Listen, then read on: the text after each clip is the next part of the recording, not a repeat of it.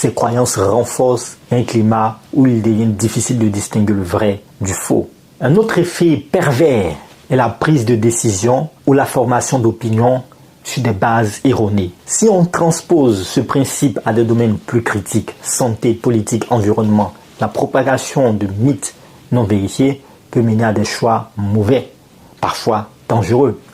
Ici, même si la Grande Muraille visible depuis la Lune est anecdotique, elle participe à ce mécanisme global de crédulité envers les idées sensationnelles. Les fausses croyances peuvent aussi servir de levier pour des manipulations. Par exemple, dans certains cas, la grandeur supposée de la muraille a été exploitée pour des campagnes touristiques exagérées, jouant sur le prestige pour attirer des visiteurs ou financer des projets.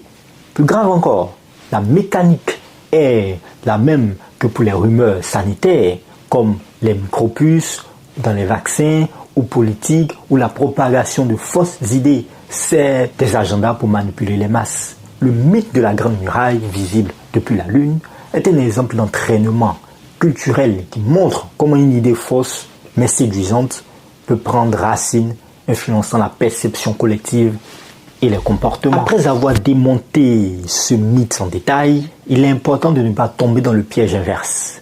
Rejeter toute idée sans chercher le fond de vérité qu'elle peut contenir. Il est vrai que, contrairement à ce que dit ce mythe, la Grande Muraille n'est pas visible depuis la Lune à l'œil nu.